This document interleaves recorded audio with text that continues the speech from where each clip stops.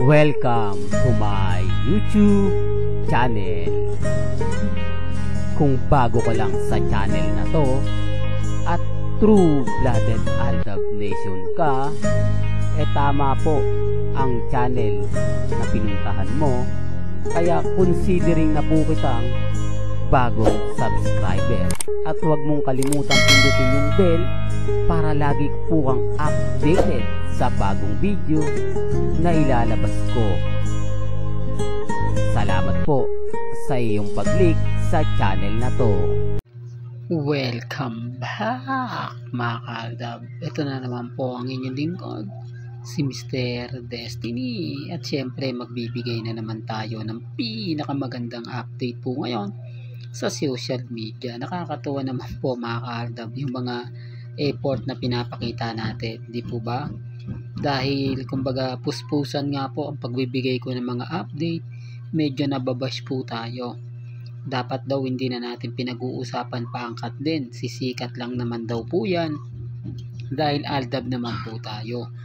Gaya nga po ng mga pinapakita kong mga photos, mga video nila Mengay at ni Alden. Kumbaga ito talaga tayo aldab po talaga. Kaya ako lang naman po pinapakita yung mga bagay-bagay na yun, parang ebidensya at resibo po yun. Marami kasing nagsasabing fake news daw po tayo, hindi daw po tayo totoo. Pero kaya nga po ng lagi at paulit-ulit kong si Mengay may ganap kahapon kaya na late sa Itbulaga. Si Alden Richards may photoshoot, yung unang video po na nakita ninyo. Doon pa lang may mali na no? Doon pa lang masasabi nyo na may ganap si Alden pero walang nakakaalam. May ganap si Alden, naiilan lang yun nag-post. Di po ba? Ayan naman. Tapos yung kay Mengay, nakunan lang natin ng update. Dahil nga po sa isang post na kumbaga mapapaisip ka, di po ba? Pero hindi si Mengay talaga yung totally nagbibigay ng update. So, pasikreto lang po talaga yon. Kaya nga po yung iba nagulat, sinasabi nila na parang hindi naman yan ganap ni Maine, di po ba? Hindi naman tayo namimilit, di po ba? Kasi wala nga po dun si Maine Volkerson. Kumbaga isang photos lang na pasimpleng may ganap o update. Doon pa lang po mga kaaldab may mali na di po ba? Na gawa-gawa. Wala naman pong problema kung ano po yung pananaw nila at paniniwala. Nire-respeto ko po yan at ginagalang. Pero dito pa rin po tayo sa aldab. Dito pa rin po tayo sa galawan nila Alden Richards at ni Maine Mendoza. Kung ano po yung mga komento sa Itbulaga kapag ka nandyan siya, hindi po ba masaya? Kahit sabihin natin na kumbaga hindi nakapokus ng camera kay Maine, kahit sabihin na natin na mabibilang mo talaga yung paglabas niya sa screen, okay lang. At least kapag ka nagkaroon ng one for all for one, ang bidang-bida si Maine Volkerson.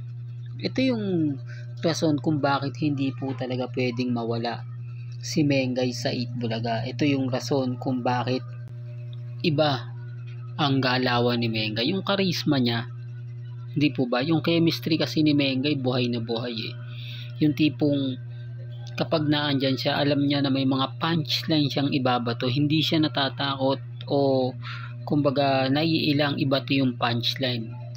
Magiging masaya ba to? Papabor ba to sa audience? O okay ba to kay Bossing at kay Henyo Master Joey De Leon? Gagawin at gagawin niya. Yan ang isa sa isang Maine Volkerson.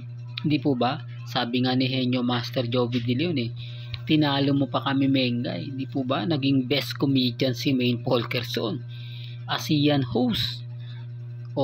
Lahat na nga po ng achievement na kay Mengay Kung ikukumpara nyo kay Alden na sinasabing nandun nga tayo, mas marami nga po si Alden. Pero hindi naman po nagpahuli si Mengay. Di po ba? Hindi naman po siya nagpapahuli pagdating sa mga kaganapan. Kaya kita nyo yung umingay si Mengay sa red carpet. Di po ba?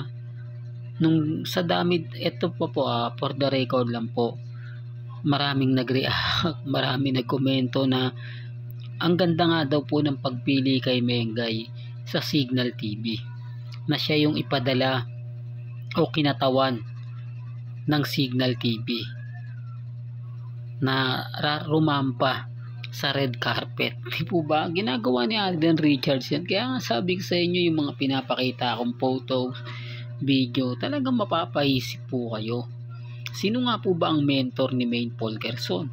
At bakit napakahusay? Di po ba?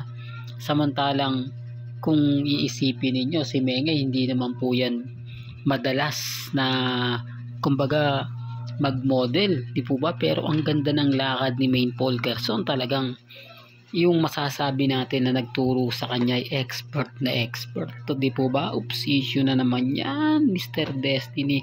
Parang sinasabi mong ginabayan siya ni Alden Richards. Parang sinabi mo na naandyan si Alden Richards at umuwi lang ng Pilipinas. Di po ba?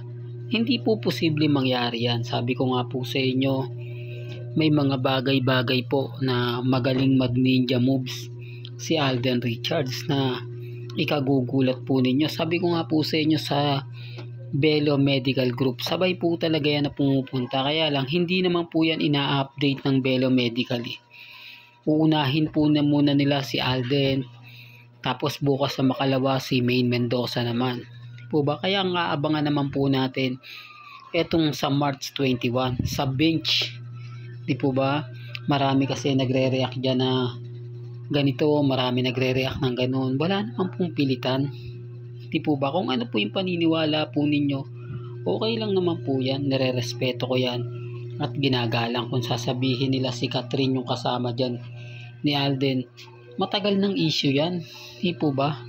Kaya nga sabi ko sa inyo, fake news lang naman po talaga yun eh. Doon pa lang malalaman nyo na yung hindi pagdalo ni Catherine Bernardo sa parangal eh. Di po ba? Na inisnab niya eh. Nanay niya na lang yung pinapunta niya. Doon pa lang may mali na eh.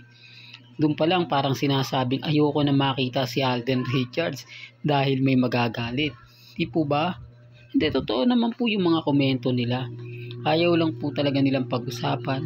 Ayaw lang po talaga nila makakuha ng atensyon sa iba na sinasabing ako daw po yung fake news. Lahat daw ng mga sinasabi ko hindi totoo. Lahat daw ng mga komento ko wala daw katotohanan. Bitter lang daw po ako kina Catherine at kay Alden. Pinipilit ko pa rin daw po yung Aldab kahit wala na. Ngayon, di po ba? Ano masasabi ng Catden? Di po ba?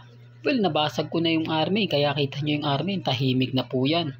Never na pong nagpo-post ng mga edited video, edited picture. Hindi na po nila magawang i-edit po yung mga ginagawa kasi may page po si Congressman Arjo sa District 1. Para doon lang po at madalas po nakikita siya doon. Kaya nga po hindi na sila makaporma. Yung Catden pa, di po ba? Kung yung army nga hindi natin pinalagpas Catden pa. O ngayon, basag ang Catden. Hindi sila makaahon, hindi sila makakuha ng simpatya. Hindi man lang sila maipagtanggol kung totoo naman po ni na Alden Richards at ni Catherine. Dahil wala naman po talaga. Di po ba? Kasi tignan nyo sa loob na po ng ABS-CBN yung nag-react. Nagsalita na rin po si Ogie Diaz. Sino ba si Ogie Diaz? Para lang po sa kaalaman ng lahat. Manager po yan ng mga artista ng ABS-CBN. Marami po siyang talent dyan. O talent scout. Kumbaga siya yung pinaka nanay-nanayan ng mga baguhang artista. Kaya mas marami siyang alam. Wala po siya sa GMA sa ABS-CBN po siya. Tapos si Christopher Min nasa TV5 yan. Doon pa lang malalaman nyo na mga kaaldab na tama naman yung sinasabi ni Mr. Destiny kasi hindi naman maliit lang ang ABS-CBN. Maliit lang ang espasyo, ang studio na yan para hindi nga po makita sina Catherine at si Daniel Padilla. Di po ba? Doon pa lang po sa dressing room magbibigay ka ng regalong bulaklak at pagpunta mo sa bahay para humingi ng sorry. Common sense na lang po. Di po ba? Well, hanggang dito na lang po. ang ating latest updates. Kaya kung gusto nyo pa po ng pinaka-latest at sariwang update, abay tumutok lang po kayo dito po sa channel ni Mr. Destiny para updated po kayo sa mga bago at sa mga latest na i-upload po natin maya-maya lang. Kaya kung bago ka lang sa channel na to at isa kang true-blooded Aldab Nation na nagmamahal kila Mengay at Isoy, tama po ang channel na pinuntahan mo, kaya consider na po kita bagong subscriber. At huwag mong kalimutang i-share ang mga video po natin sa mga mami, sa mga titas at sa mga senior. Hanggang sa muli, salamat po sa panonood at pakikinig.